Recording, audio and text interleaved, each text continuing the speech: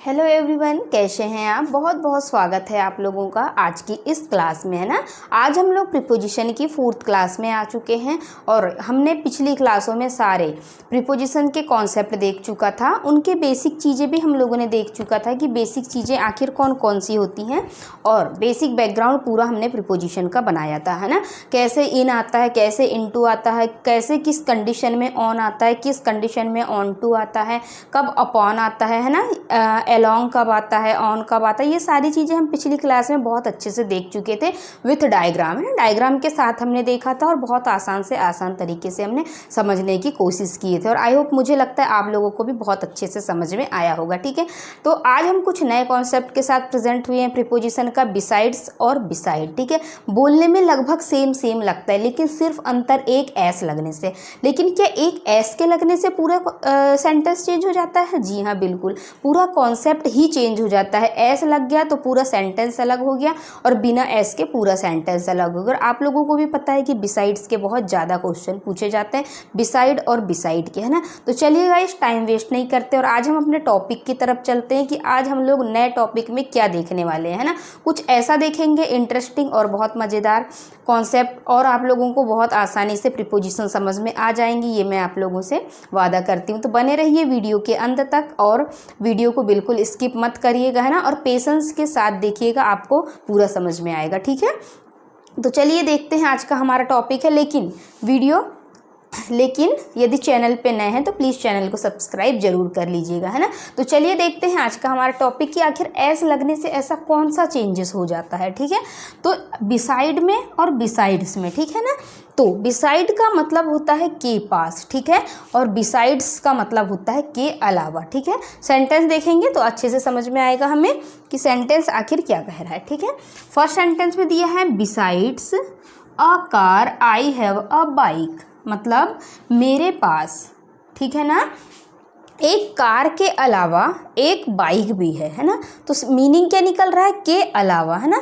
मतलब एक कार तो थी मेरे पास लेकिन मेरे पास एक बाइक भी है। मतलब दो चीज़ों को हमें बताना है कि मेरे पास ना एक कार तो थी पहले से लेकिन मेरे पास एक बाइक भी है उसके अलावा, कार के अलावा। सिर्फ मेरे पास कार ही अकेले नहीं है, ऐसा हम लोग जनरली बताते हैं किसी को कि मेरे पास कार के अलावा बाइक भी है, बाइक के अलावा और कोई दूसरी भी व्हीलर वाली चीज़ें हैं तो वो चीज़ें। ठीक है, तो इसमें हम लोग क्या करेंगे? बिसाइड्स का प्रयोग करेंगे, है ना। एस लगा, एस का मतलब ही होता है के अलावा, मतलब मेरे पास कार के अलावा बाइक भी है, तो बिसाइड्स। ठीक है, नेक्स्ट सेंटेंस है please come and sit beside me, ठीक है ना। तो यहाँ पे सिर्फ एक बिसाइड की बात हो रही है, मतलब इसमें एस नहीं लगा हुआ है। ठीक है, लगभग सेम है दोनों बोलने में, बिसाइड बिसाइड्स, है ना, लेकिन मीनिंग पूरा अलग। एस लग गया मतलब आई हैव अ कार और बाइक, दो चीज़ों की बात हो रही है। ठीक है, लेकिन यहाँ पे बिसाइड में सिर्फ क्या हो रहा है? Please come and sit beside me, आओ और मेरे पास बैठो, है ना। तो पास का सेंस निकल रहा है के पास, आओ और मेरे पास बैठो, है ना, या आओ और अपने घर के ही पास बैठ जाओ, इस टाइप से मतलब के पास का सेंस निकलता है इस बिसाइड में, मतलब पास की चीज़ों का। इसमें दो चीज़ों को रिलेटेड कर रहा था और इसमें सिर्फ एक ही चीज़ों को कि आओ और मेरे पास बैठो जनरली, है ना। तो मुझे लगता है आपको ये कॉन्सेप्ट समझ में आया होगा, है ना। बिसाइड्स में कुछ नहीं है, सिर्फ मुझे ये देखना है कि मेरे पास एक कार भी है और बाइक भी है, ऐसा सेंटेंस आता है दो चीज़ों को रिलेटेड करता हुआ, तो हमें वहाँ बिसाइड्स लगाना है। लेकिन ऐसा आता है कि please come and sit beside me, आओ और मेरे पास बैठो, है ना। तो इसमें हम लोग बिसाइड का प्रयोग करेंगे और ये भी सारे एग्जाम के क्वेश्चन है। आप लोगों को तो पता है कि हम सिर्फ एग्जाम ओरिएंटेड चीज़ें ही देखते हैं, बाकी कुछ भी नहीं देखते ना। जो एग्जाम में पूछी हुई है सिर्फ उन्हीं चीज़ों को हम लोग देखते हैं। ओके गाइस, चलिए अब और अगला कॉन्सेप्ट देखते हैं। हम प्रीपोजिशन के सारे इंपॉर्टेंट टॉपिक एक के बाद एक हम एग्जाम्पल के माध्यम से समझेंगे। उसके बाद हम लोग इसका पूरा पीडीएफ भी देखेंगे लास्ट क्लास में पूरा, कि कौन कौन से क्वेश्चन बहुत ज़्यादा रिपीट हुए हैं। ठीक है ना। अब मैं आपको एक और कॉन्सेप्ट बताती हूँ, ठीक है, बाय और विथ का। ये भी एग्जाम में बहुत ज़्यादा पूछा जाता है, बाय और विथ प्रीपोजिशन के बारे में, कि कहाँ बाय लगाएं और कहाँ विथ लगाएं। ठीक है ना, तो देखेंगे हम, ये भी एग्जाम का क्वेश्चन है और बहुत ज़्यादा आता है। ठीक है ना, तो देखेंगे हम सी कट्स वेजिटेबल। ठीक है, तो सी कट्स वेजिटेबल्स ब्लैंक दिया है और नाइफ दिया है, ठीक है ना। मतलब उसने सब्जी को काटा किसके द्वारा, नाइफ से, है ना, नाइफ से काटा उसने, ठीक है। ये एक लड़की है, ठीक है ना। तो यह एक वुमेन है, इसने सब्जी काटी, ये गोभी का एक फूल काट रही, ठीक है। ये गोभी है, सस्ती मिली उसे मार्केट में तो उसने लेके आ गई और आज उसकी सब्जी बना रही। तो उसने क्या किया, इसको काटा, ठीक है। तो ये काट तो ये रही है, लेकिन किसके द्वारा काटा जा रहा है, चाकू के द्वारा काट रहा है ना, मतलब चाकू काट रहा है इसको, है ना, लड़की नहीं काट रही है। लड़की ने सिर्फ पकड़ के रखा, लेकिन काटने का काम कौन कर रहा है, काटने का काम तो चाकू कर रहा है ना। तो नाइफ लिखा आ रहा है, तो जब नाइफ लिखा आ रहा है तो अब हम यहाँ नाइफ के साथ में बाय नहीं लगाएंगे। कुछ लोग क्या करते हैं कि उसके द्वारा सब्जी काटी जाती है, या लेते हैं कि लड़की के द्वारा या उसके द्वारा सब्जी काटी जाती है, तो जनरली वो लोग सोचते हैं के द्वारा आ रहा है, मतलब बाय, बाय मतलब के द्वारा, तो और विथ का प्रयोग तो के साथ होता है तो आएगा नहीं। लेकिन उसका भी एक लॉजिक है कि काटने का काम कौन कर रहा है, लड़की नहीं कर रही है ना, काटने का काम कौन कर रहा है, चाकू कर रहा है। यदि लड़की काटती है, ठीक है, लड़की अपने हाथों से कुछ उसका इंस्ट्रूमेंट होता है या कुछ लड़की काटती, ठीक है। तो यहाँ पे यदि लड़की का नाम आता या किसी आदमी का नाम आता या कुछ भी आता तो उसके साथ हम लोग बाय का प्रयोग करते। लेकिन यहाँ पे नाइफ काट रहा है, एक इंस्ट्रूमेंट काट रहा है, और हमेशा इंस्ट्रूमेंट के साथ विथ का प्रयोग किया जाता है, ठीक है ना। इंस्ट्रूमेंट हो, चाहे कोई गन हो, चाहे लकड़ी हो, या कोई छड़ी हो जिससे कोई मार रहे हैं हम लोग सांप को। अभी हम और एग्जांपल देखेंगे इसके, उससे आप लोगों को अच्छे से समझ में जाएगा, है ना। तो वेजिटेबल तो कट रही है, लेकिन किसके द्वारा काटी जा रही है, ये नाइफ के कारण कट रही है ना। तो यहाँ पे एक्टिव नाइफ है, नाइफ काट रहा है उस चीज़ को, है ना। लड़की ने सिर्फ पकड़ा है, ऐसा ऐसा कर जरूर रही है वो, लेकिन काटने का मेन काम तो नाइफ कर रहा है। तो इंस्ट्रूमेंट है और इंस्ट्रूमेंट के साथ हमेशा विथ का प्रयोग होता है, और ये भी एग्जाम में बहुत ज़्यादा क्वेश्चन आता है। अब मैं आपको डिफरेंस बताती हूँ कि किन किन के साथ विथ आएगा और किसके साथ में बाय का प्रयोग किया जाता है ना। तो विथ का प्रयोग आपको हमेशा याद रखना है कि किसी भी इंस्ट्रूमेंट के द्वारा, कि स्नेक को मारा जाता है स्टिक से, तो हम लोग वहाँ पे क्या करेंगे कि स्टिक आ रही है, मतलब ये भी कोई इंस्ट्रूमेंट ही है, एक प्रकार से लकड़ी है ना, उसके द्वारा मारा जा रहा है, तो उससे काम करवाया जा रहा है ना, क्योंकि इसीलिए तो वहाँ पे भी हम लोग विथ का प्रयोग करें। यदि इसकी जगह गन आ जाता है ना, नाइफ की जगह कोई भी इंस्ट्रूमेंट आ जाता है। लेकिन अगर ये बोलेगा किसी पागल आदमी के द्वारा किसी को मारा गया, ठीक है, गोली से, बंदूक से मारा गया या पागल आदमी, तो यहाँ अगर लूनेटिक पर्सन आता है, ठीक है ना, तो वहाँ पे हम लोग करेंगे बाय का प्रयोग। लेकिन जितने भी औजार आते हैं जिनके माध्यम से हम काम करवाते हैं, ठीक है, तो उन सभी के साथ विथ आता है, ठीक है ना। चलिए हम इसके और कुछ एग्जाम्पल देखते हैं जिससे आपको समझ में जाएगा। तो देखिए ये गाइस, ये एक इंस्ट्रूमेंट था और इंस्ट्रूमेंट से ये वेजिटेबल काट रही थी, तो इसलिए हमने इसके साथ विथ का प्रयोग किया, ठीक है ना। तो आई होप आप लोगों को अच्छे से समझ में आया होगा ये मैं जो बताना चाह रही थी आपको, कि किसी भी इंस्ट्रूमेंट के साथ में, चाहे यहाँ गन आए, स्टिक आए या नाइफ आए या कोई भी चीज़ आ जाए, है ना, किसी का नाम नहीं दिया, इंसान के बारे में यहाँ बात नहीं हो रही है ना, इसीलिए तो वहाँ हम लोगों को हिंदी नहीं करना है प्रीपोजिशन में ना। यदि हमने हिंदी किया तो सारा खेल बिगड़ जाता है, क्योंकि हम लोग उसकी उतनी अच्छी हिंदी नहीं कर पाते, और इंग्लिश है थोड़े थोड़े मीनिंग अलग हो जाते हैं, थोड़ा सा चेंजेस होने से, ऐस लगने से, जैसे हमने देखा अभी कि ऐस और ऐस बिना ऐस के कितना ज़्यादा चेंजेस आ जाता है। तो ये था इसका कॉन्सेप्ट बाय और विथ का। अब मैं आपको और एग्जाम्पल बता देती हूँ थोड़े से, जिससे आप लोगों को आसानी से समझ में आ जाए, है ना, कि किसके साथ में विथ आता है और किसके साथ बाय, है ना। चलिए देखते हैं और अगले एग्जाम्पल कुछ। अब मैं आपको इन एग्जाम्पलों के माध्यम से बताती हूँ, ठीक है। हमने देखा कि सी कट्स वेजिटेबल्स लिखा था विथ नाइफ, है ना। तो अभी अभी हमने बात किया कि यदि कोई भी औजार आता है, ठीक है, या इंस्ट्रूमेंट आता है, तो हम उसके साथ विथ का प्रयोग करेंगे, ठीक है। लेकिन नेक्स्ट देखेंगे हम लोग, द टाइगर वॉज किल्ड, ठीक है ना, रैंक दिया है अ गन, ठीक है ना। टाइगर को मारा जाता है, किससे मारा जा रहा है यहाँ पे, अ गन, ठीक है। यहाँ भी एक इंस्ट्रूमेंट आया, तो हम लोग यहाँ पर भी क्या करेंगे, विथ का प्रयोग करेंगे, ठीक है, क्योंकि इंस्ट्रूमेंट की बात हो रही है, ठीक है। यहाँ विथ का प्रयोग हम लोग इंस्ट्रूमेंट के साथ करेंगे, ठीक है। फिर नेक्स्ट है the snake was killed, blank दिया है अ स्टिक, ठीक है। तो ये भी एक इंस्ट्रूमेंट ही है, ठीक है ना, इसके द्वारा मारा जा रहा है ना। इस हम लोग अपने हाथ से ऐसे ऐसे करके तो सांप को मारेंगे नहीं, अगर मारेंगे तो हमको वही वो काट देगा, है ना। तो हम लोग मार रहे हैं किससे, एक छड़ी से या लकड़ी के माध्यम से मार रहे हैं, तो हमने यहाँ पर भी विथ लगाया, ठीक है। फिर नेक्स्ट सेंटेंस है द टाइगर वॉज किल्ड, ठीक है। यहाँ स्नेक की बात हो रही थी, यहाँ टाइगर की बात हो रही है।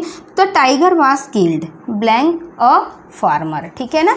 मतलब अब क्या हो रहा है कि टाइगर को मारा जा रहा है, किसके द्वारा? फार्मर। अब यहाँ बात आ गई हमारी, ठीक है, कि हम लोगों के द्वारा, मतलब मनुष्य के द्वारा मारा जा रहा है ना, टाइगर मार रहा है। तो इंसान की बात हो रही, तो अब हम इसके साथ बाय का प्रयोग करेंगे। मतलब क्या है, एक किसान के द्वारा या एक फार्मर के द्वारा मारा जा रहा है, ठीक है ना। इसको तो यहाँ निकलेगा सेंस के द्वारा का, लेकिन जब भी स्टिक की बात होती, किसी को काटने की, मारने की, है ना, किसी भी चीज़ की, तो इंस्ट्रूमेंट के साथ हमेशा विथ का प्रयोग होगा। इस कॉन्सेप्ट को कभी नहीं भूलना है, और ये कॉन्सेप्ट बहुत ज़्यादा एग्जाम में पूछा जाता है, ठीक है। इसीलिए मैं आप लोगों को इतना डिटेल बता रही हूँ इसके बारे में।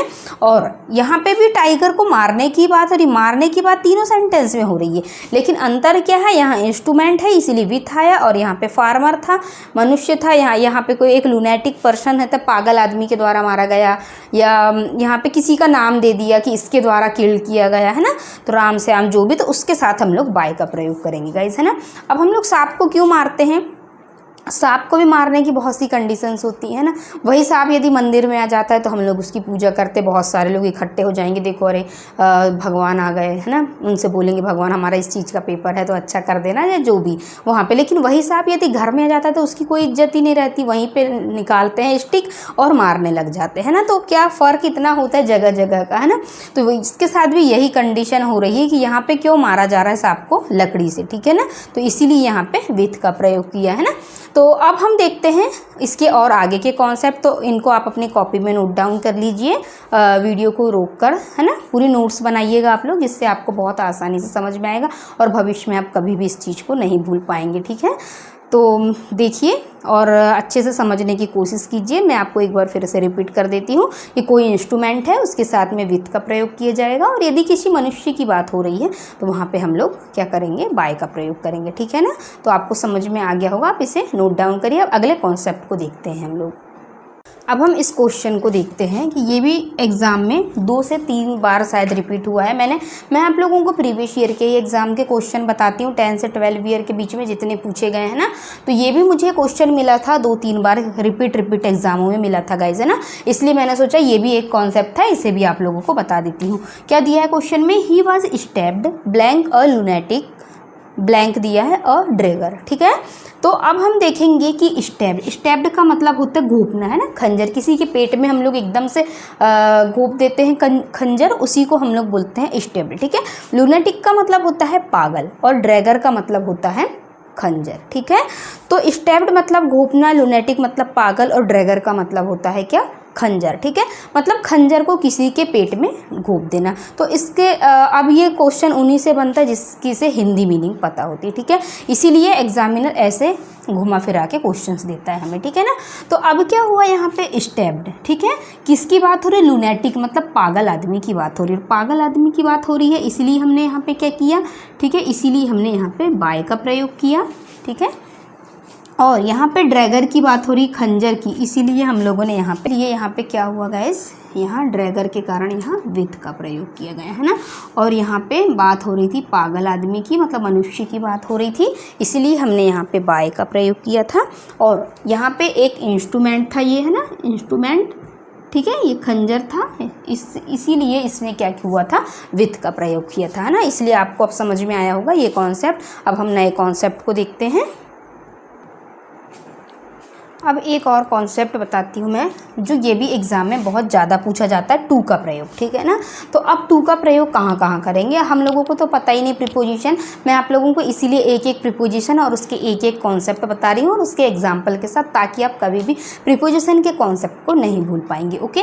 तो अब हम बात करेंगे टू की, ठीक है, कि टू का प्रयोग कहाँ कहाँ किया जाता है, ठीक है। एक एग्ज़ाम में क्वेश्चन आया हुआ था ये भी कि आई प्रीफर कॉफ़ी ब्लैंक और टी, मैं प्रिफर करता हूँ कॉफ़ी की बजाय टी को, ठीक है ना। मतलब कॉफ़ी की जगह हम लोग चाय को प्रिफर करते हैं, या हम चाय की जगह कॉफ़ी को प्रिफर करते हैं। आप लोगों की मर्ज़ी, आपको जो चीज़ प्रिफर करते हैं वो आप लोग सूटेबल तरीके से देख सकते हैं, ठीक है। तो जब भी कभी ये कीवर्ड आता है, ठीक है, प्रिफर, तो अब हम यहाँ पे क्या करेंगे? देन आएगा नहीं, बाय आएगा नहीं, ठीक है। लेकिन अब यहाँ पे क्या आएगा? टू, ठीक है। तो अब हम लोग यहाँ पे क्या करेंगे? टू को फिल करेंगे। तो जब भी कभी आपको ऐसा कुछ मिलता है सेंटेंस में, प्रीफर, ठीक है, सीनियर, जूनियर, इन्फीरियर, सुपीरियर और प्रायर, ठीक है। इन सभी को ऐसे आपको लिखा हुआ मिलता है यहाँ पर कहीं पर भी कि सीनियर मिल रहा है, जूनियर, इन्फीरियर, सुपीरियर, ठीक है, और प्रायर, ठीक है। ये शब्द अगर मिला हुआ आता है तो उन सभी के साथ टू का प्रयोग किया जाता है ना। मैं आप लोगों को एक दो एग्जाम्पल के माध्यम से नहीं बता रही, बहुत एनालाइज करने के बाद ही गाइस आप लोगों के लिए मैं ऐसा मैटर सेलेक्ट करती हूँ जो आप लोगों को एक ही बार में समझ में आ जाए, है ना। नहीं तो मैं पुस्तकीय चीज़ें या बुकों में जैसा दिखा है वैसा अगर मैं आप लोगों को पढ़ाऊँगी तो आपको समझ में नहीं आएगा।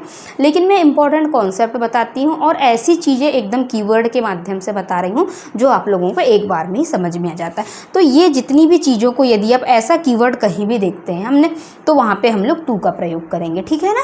तो ऐसा किसी बुक में लिखा नहीं है, लेकिन ये बहुत एनालाइज करने के बाद ही मुझे ये चीज़ पता चली कि अगर इस टाइप के कीवर्ड मिले तो वहाँ टू का प्रयोग होगा। हमने टेंसों को भी ऐसे ही पढ़ा था, कीवर्ड, वॉइस, हर चीज़ को हम लोग छोटे छोटे ट्रिकों के माध्यम से ही पढ़ रहे हैं ना।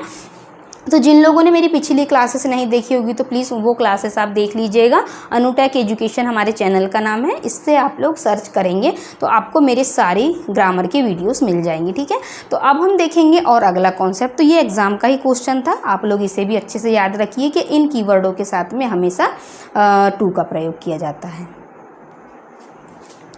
अब एक कॉन्सेप्ट और देखते हैं हम लोग, ऑफ का और फ्रॉम का प्रयोग, ठीक है ना। कि ऑफ और फ्रॉम का प्रयोग भी बहुत ज़्यादा एग्जाम में पूछा जाता है, ठीक है ना। तो इसको भी हम लोग देखेंगे। हमारे लगभग बेसिक प्रीपोजिशन ख़त्म हो रहे हैं अब, है ना, लगभग एंड बचा है। अब हम इसके बाद में फिक्स प्रीपोजिशन के बारे में बात करेंगे, ठीक है।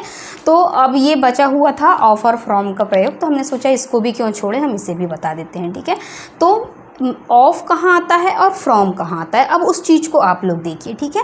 तो एक क्वेश्चन आता है मेड ऑफ और मेड फ्रॉम का, मतलब किसी भी चीज़ को कि बात बनाने की होगी, ठीक है ना, लेकिन ऑफ और फ्रॉम का प्रयोग कहाँ कहाँ किया जाएगा। तो हम इसके सेंटेंसों को देखते हैं तो उससे हमें ज़्यादा अच्छे से समझ में आएगा। तो हम इनके प्रयोग देख रहे हैं, ऑफ का और फ्रॉम का प्रयोग, ठीक है। एक सेंटेंस आता है the ring is made, blank दिया है, ऑफ गोल्ड, ठीक है ना। ऑफ, ये मैंने ब्लैंक आंसर फिल कर दिया है क्योंकि मैं जब लिखती हूँ तब तक आप लोगों का टाइम ज़्यादा वेस्ट होता है ना, इसीलिए मैं पहले ही फिल कर देती हूँ रेड पेन से, ताकि आप लोग इस पे ध्यान मत दीजिए। पहले आप क्वेश्चन पे ध्यान दीजिए कि क्या दिया है क्वेश्चन में। The ring is made, blank दिया है और गोल्ड दिया है, ठीक है। तो हम कहेंगे कि क्या सोने में रिंग बदल चुकी है। एक हमारी रिंग बनी, ठीक है ना, अंगूठी, वो बनी हमारी किससे, सोने से बनी हुई है। तो क्या हम रिंग को फिर से सोने में कन्वर्ट कर सकते हैं? हाँ कर सकते हैं। क्यों कर सकते हैं? क्योंकि रिंग बन गई है, अगर उसको हमें फिर से सोना बनाना है, जैसी थी वैसी, तुरंत अपनी धातु में जैसे कि वैसे चेंज करना है, तो हम उसको फिर से गलाएंगे और वो फिर से सोने में कन्वर्ट हो जाएगी, है, इसमें कोई चेंजेस नहीं होगा। तो ये चीज़ बन जाती, मतलब बन गई, मतलब ये होता है फिजिकल चेंज, ठीक है। तो देखिए फिजिकल चेंज के साथ हम ऑफ का प्रयोग करते हैं, ठीक है। फिर हम नेक्स्ट देखेंगे curd is made from milk, ठीक है। ये curd is made blank milk दिया है, ठीक है। तो क्या बनता है, दही बनता है किससे, दूध से। तो क्या हम दूध को वापस दही बना सकते हैं? नहीं बना सकते, है ना। दूध से तो दही बन चुका है, लेकिन क्या दही से फिर से हम दूध बना लेंगे? तो नहीं बना सकते क्योंकि एक बार दूध फट गया तो वो बन नहीं सकता। बात सोने की हो रही थी, सोना गल के फिर से सोने में, या हम उसको कितने भी बार किसी भी रूप में ढाल सकते हैं सोने को, है ना। तो ये फिजिकल चेंज हो रहा था, इसीलिए हमने यहाँ पे ऑफ लगाया, ठीक है। लेकिन ये क्या है, केमिकल चेंज है। दूध से दही बन सकता है, लेकिन दही से दूध कभी भी नहीं बन सकता, और ये होता है केमिकल चेंज, और केमिकल चेंज के कारण हम लोग यहाँ पे फ्रॉम का प्रयोग करेंगे, ठीक है। नेक्स्ट सेंटेंस देखते हैं, द टेबल मेड ब्लैंक दिया है और वुड, ठीक है। तो एक टेबल बनती है किससे, लकड़ी से, ठीक है ना। तो क्या हम लकड़ी को फिर से टेबल में कन्वर्ट कर सकते हैं? तो हाँ कर सकते हैं। टेबल को तोड़ के अलग कर दो, छोटे छोटे टुकड़ों में बांट दो, बिल्कुल अस्त व्यस्त कर दो टेबल को तोड़ के, तो वो फिर से लकड़ी बन जाएगी, है ना। तो ये क्या हुआ, हमारा फिजिकल चेंज, है ना, कि वो पुनः उसी रूप में आ जाती है, तो हम उसको बोलेंगे ऑफ, ठीक है ना। तो इसमें हम ऑफ का प्रयोग करेंगे। और नेक्स्ट सेंटेंस है फ्लोर इज मेड ब्लैंक दिया है और व्हीट, ठीक है। गेहूं से आटा बनाया जा सकता है, लेकिन क्या आटे से गेहूं बनाया जा सकता है ना। ऐसा तो होता ही नहीं है कहीं भी। हम लोग क्या होता है, गेहूं से तो हम आटे को बना लेते हैं, लेकिन आटे को क्या हम फिर से गेहूं में कन्वर्ट कर सकते हैं? बिल्कुल नहीं कर सकते, है ना। तो इसके साथ हम लोग क्या करेंगे, फ्रॉम, ये भी एक केमिकल चेंज मानो इसको, है ना। तो क्या होता है कि जो चीज़ पुनः अपनी अवस्था में आ जाती है तो उसका ऑफ, ठीक है ना, और जो चीज़ अपनी पुनः उसी अवस्था में वापस नहीं आती तो हम फ्रॉम का प्रयोग करते हैं। सीधा सा और सटीक सा आंसर ये है कि जिस चीज़ को हम लोग उसी रूप में कन्वर्ट कर सकते हैं या बदल जाती है तो हम ऑफ का प्रयोग करते हैं, और जो चीज़ नहीं बदल सकती तो उसमें हम लोग फ्रॉम का प्रयोग करते हैं।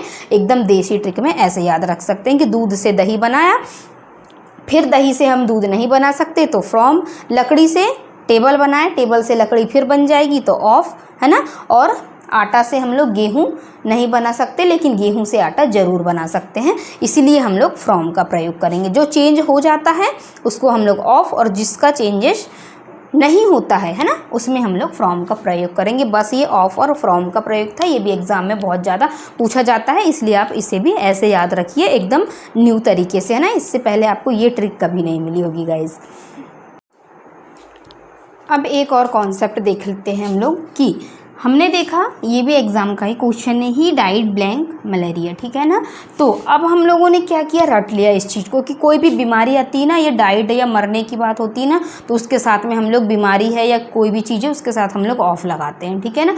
कि काय से मर गया भैया, वो मलेरिया से मर गया, ठीक है, तो हम ऑफ लगा देते हैं, ठीक है। ये चीज़ हम लोगों ने रटी हुई है, लेकिन डाइट के साथ भी 4 प्रीपोजिशंस लगती हैं, ठीक है।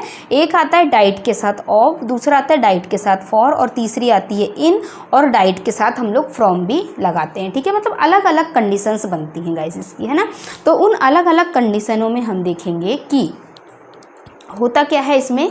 जैसे अलग अलग कंडीशंस बनती हैं कि डाइट के साथ कौन कौन सी प्रीपोजिशंस आएंगी। ऐसा नहीं कि मलेरिया देख ली हमने कोई बीमारी का नाम और बीमारी का नाम देख के सीधा ऑफ लगा दिया, ये तो ठीक है, लेकिन अगली और भी 4 कंडीशंस बनती हैं डाइट की, जिनके साथ में ये 4 प्रीपोजिशंस भी आती हैं। और अब ये कहाँ कहाँ प्रयोग होती हैं, अब हम उनको देखते हैं। अब हमने ये कॉन्सेप्ट तो देख चुकी थी कि क्या हो रहा था, डाइट के साथ 4 प्रीपोजिशंस लग रही थी। अब उसमें क्या कंडीशंस अलग अलग बन रही थी। एक हो रहा था मलेरिया, ठीक है, बीमारियों का यदि नाम आता है कोई भी, ठीक है, डेंगू है, चिकन पॉक्स है या कैंसर है, कोई भी बीमारी आती है डाइट के साथ, तो वह किसी बीमारी से मरा है तो हम लोग ऑफ का प्रयोग करेंगे, ठीक है। देखिए मलेरिया से मरा तो वहाँ तो हमने ऑफ का प्रयोग किया, मतलब कोई भी बीमारी का नाम आता है तो हम लोग वहाँ पे ऑफ का प्रयोग करेंगे, ठीक है। फिर नेक्स्ट आता है देश के लिए मर गया कोई, ठीक है ना, तो यहाँ पे कंट्री के लिए या देश के लिए यदि कोई मर जाता है तो हम लोग देश के लिए मरेगा तो फॉर का प्रयोग करेंगे, ठीक है। यहाँ पे लिखा हुआ आएगा आप लोगों को कि देश के लिए मरा है करके सेंटेंस बना हुआ दिया रहेगा, हम देखेंगे अभी आगे की क्लास में से भी। फिर हम देखेंगे कि डाइड, यदि कोई पर्सन हार्नेस से मर गया है, मतलब बहुत ज़्यादा काम करते करते मर गया है ना, तो ज़्यादा काम करते करते मरा तो हम वहाँ पे क्या करेंगे, काम के दौरान या कहीं जॉब करने गया और वहीं उसे अटैक आ गया, ठीक है, अचानक से आ गया, तो काम करते करते मर गया, अटैक से मर गया, है ना। अटैक कोई बीमारी तो है ही नहीं है, अटैक तो अचानक आ रहा है, काम के दौरान आया उसको अटैक और अचानक से आया, तो वहाँ हम लोग बीमारी में हार्नेस के कारण हम लोग इन का प्रयोग करेंगे, काम के दौरान मर जाना, ठीक है। या ऊपर से अचानक से बिजली गिर गई तो मर गया, है ना, अचानक से एक्सीडेंट हो गया तो मर गया। ऑफ का प्रयोग हम लोग मरने की भी अलग अलग कंडीशंस है, बीमारी से मर रहा है तो ऑफ लगाएंगे, लेकिन वही चीज़ देश के लिए मरेगा तो फॉर लगाएंगे। लेकिन वहीं अगर काम के कारण जा रहा है या अचानक से उसकी काम के दौरान मौत हो जाती है तो वहाँ हम इन का प्रयोग करेंगे।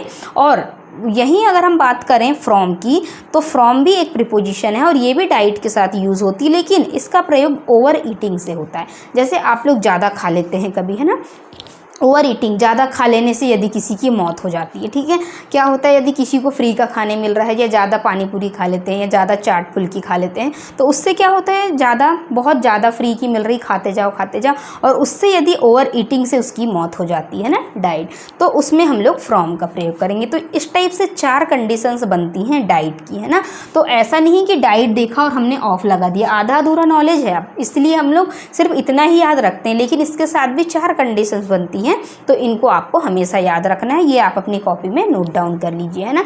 तो ये तो हमारी लगभग सारी प्रीपोजिशंस कंप्लीट हो चुकी हैं बेसिक वाली। अब हम लोग देखेंगे इसके बाद फिक्स प्रीपोजिशन, और फिक्स के बाद में और देखेंगे हम कौन कौन सी प्रीपोजिशन से हमारे फ्रेजल वर्ब देखेंगे हम लोग, है ना, जो एग्जाम में बहुत ज़्यादा पूछी जाती हैं। तो गाइस आई होप आप लोगों को आज की क्लास पसंद आई होगी, है ना। मैंने बहुत, मुझसे जितना हो सका मैंने बहुत अच्छे से अच्छा तरीके से आपको एक्सप्लेन करने की कोशिश किया। आप लोगों को समझ में नहीं आया, एक बार फिर से इस वीडियो को स्किप करके देखिए। मैंने वही सेलेक्टेड चीज़ें और इम्पोर्टेंट चीज़ें, एकदम से फैक्ट चीज़ें, जैसे आपके सामने एग्ज़ाम में क्वेश्चन प्रेजेंट होते हैं उसी प्रकार मैंने आप लोगों को डायरेक्ट एग्ज़ाम के क्वेश्चनों के माध्यम से बताया, ताकि आप लोगों के कॉन्सेप्ट जल्दी से जल्दी क्लियर हो जाएं। ओके, तो ठीक है, हम आज की क्लास को यहीं ओवर करते हैं और मिलते हैं हम अगली क्लास में। Thanks for watching this video.